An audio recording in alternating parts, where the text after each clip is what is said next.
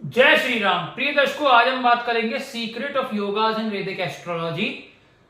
बहुत से लोग ये बोलते हैं कि आपकी कुंडली में पितृ दोष है, काल सर्प दोष है, इसीलिए आपके जीवन में सारी समस्याएं आ रही हैं। जब ज्योतिष लोगों को कुछ नहीं समझ में आ रहा होता है ना कि प्रॉब्लम किस ग्रह की वजह से है, तो सारी प्रॉब्लम पितृ दोष और काल सर्प दोष के नाम पर ही मढ़ देते हैं कि इसी वजह से दुनिया की सारी समस्याएं हैं। क्योंकि एक्चुअल में उन्हें समझ नहीं आ रहा होता कि किस ट्रांजिट, किस गोचर या किस महाअंतरदशा की वजह से प्रॉब्लम है। एक्चुअल में रियलिटी यही है, या फिर कुछ अच्छा चल रहा होता तो वो बोल देते हैं कि आपकी कुंडली में गजकेसरी राजयोग है या सूर्य बुध का बुधादित्य राजयोग है, इस वजह से दुनिया में आपको तरक्की मिल रही है। बहुत से ऐसे बैगर हैं जिनकी कुंडली में गजकेसरी रोग है, और बहुत से ऐसे पितृदोष वाले हैं जो बिलियनियर्स हैं। योगास की कुंडली में इतनी वैल्यू ही नहीं होती है।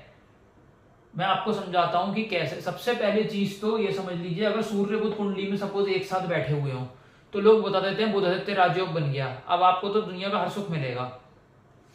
सूर्य बुध का जो बुधादित्य राजयोग होता है वो हर 10 में से 7 कुंडलियों में बन जाता है, लेकिन एप्लीकेबल 1000 में से केवल एक ही कुंडली में होता है। सूर्य बुध का इकट्ठा बैठना योग बना तो देता है, मगर वो एप्लीकेबिलिटी नहीं होती है, वो दोष भंग हो जाता है। इस बुधादित्य योग की एप्लीकेबिलिटी होने के लिए सूर्य और बुध दोनों का योग कारक होना जरूरी है। दोनों में से कोई नीच राशि में ना बैठा हो, 0-29 डिग्री का ना हो, बुध अस्त ना हो सूर्य से, 6-8-12 या तीसरे घर में वो कंजंक्शन ना बने, और कोई भी ग्रह नीच राशि में ना बैठा हो, और पापक्रांत ना हो, पाप ग्रह से दृष्ट ना हो, और ना उनके साथ कंजंक्शन में हो, ना ही पाप परितर दोष में पीड़ित हो, हैंडो दो मेल फिक्स के बीच में। तब जाके सूर्य बुध की बुधादित्य राजयोग की एप्लीकेबिलिटी के 7 पॉइंट्स एप्लीकेबल होते हैं, तब जाके वो राजयोग बनता है, तब अरबपति बनाता है। तो साथ बैठने से योग नहीं बन जाता है, उसकी एप्लीकेबिलिटी के पॉइंट्स देखना जरूरी है कि क्या वो एप्लीकेबल हो भी रहे हैं या नहीं। वैसे ही गजकेसरी राजयोग में गुरु चंद्र साथ तो वैसे ही बैठ जाते हैं सभी के, लेकिन एप्लीकेबल किसी के चार्ट में नहीं होता है, बहुत कम के होता है। जिनके होता तो वो अरबपति बनते हैं। गुरु कुंडली में चंद्रमा के साथ अगर बैठा है तो दोनों योग कारक होने चाहिए, 6-8-12 में नहीं होने चाहिए, नीच राशि में नहीं होने चाहिए, 0-29 डिग्री के नहीं होने चाहिए, और पापक्रांत नहीं होने चाहिए, पाप ग्रह से पीड़ित नहीं होने चाहिए, और पापी ग्रह के साथ नहीं बैठे होने चाहिए। तब जाके योग की एप्लीकेबिलिटी होती है, तब जाके वो राजा आपको बना पाएगा। वैसे ही कुंडली में बुरे 2 दोष होते हैं, पितृदोष। सूर्य केतु का, सूर्य राहु का पितृदोष अगर कुंडली में बन रहा है तो उसके भी एप्लीकेबिलिटी के पॉइंट्स हैं। तो पितृदोष वाले अरबपति कैसे बन जाते हैं? वो इसलिए बन जाते हैं क्योंकि उनकी कुंडली में सूर्य राहु बैठे तो साथ में हैं, लेकिन पितृदोष एप्लीकेबल नहीं है, भंग हो रहा है। सूर्य राहु अगर साथ में बैठे हैं तो उनके बीच में अगर डिग्री वाइज गैप 5 डिग्री से ज्यादा है तो पितृदोष बुरा फल नहीं देगा, वो भंग हो जाएगा। अगर सूर्य राहु दोनों योग कारक हैं तो वो दोष भंग हो जाएगा। अगर सूर्य राहु के ऊपर उच्च के गुरु की दृष्टि पड़ रही है या स्वय राशि के गुरु की दृष्टि पड़ रही है तो वो योग भंग हो जाएगा। दोनों उच्च या स्वय राशि में बैठे हैं तो भी वो योग भंग हो जाएगा। अगर उनकी महादशाएं ना चलें तो भी वो दोष रिजल्ट अपना नहीं दे पाएगा।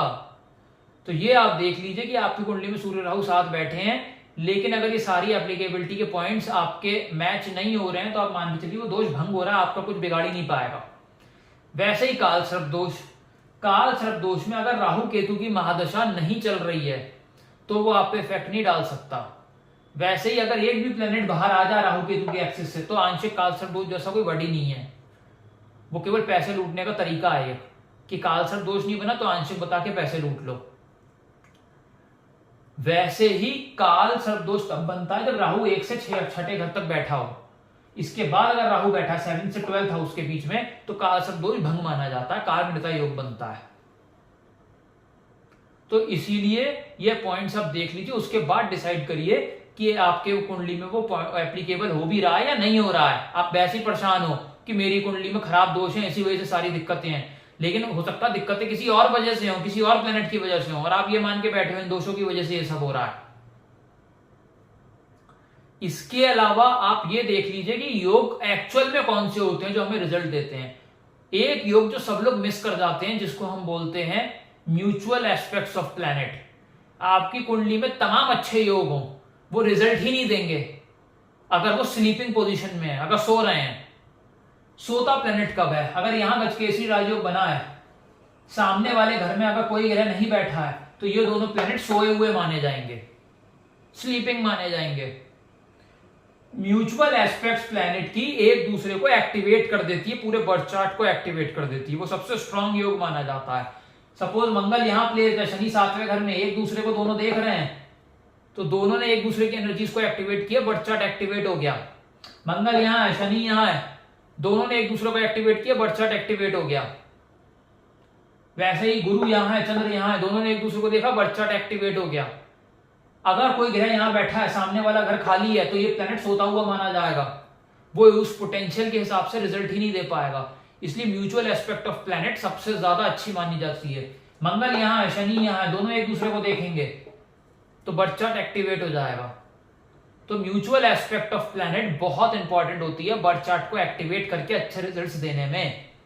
बजाय किसी और योग के सबसे ज्यादा important mutual aspect of planet होती है अच्छे चार्ट को ग्रोथ करने में और अच्छा रिजल्ट देने में। तो प्रिय दर्शकों, ये आज आपने समझा कि योग हम किस तरीके से देखते हैं और किस तरीके से एप्लीकेबिलिटी रहती है। अगर वीडियो अच्छा लगा तो लाइक करिए, अगर आप इस चैनल पे नए हैं तो नीचे तो सब्सक्राइब बटन दबाकर सब्सक्राइब करें। मुझसे और इसको पेनलाइज करना चाहते हैं, मेरा कॉन्टैक्ट नंबर डिस्क्रिप्शन में दे रखा है, उसी नंबर पे आप मुझे व्हाट्सएप भी कर सकते हैं। धन्यवाद।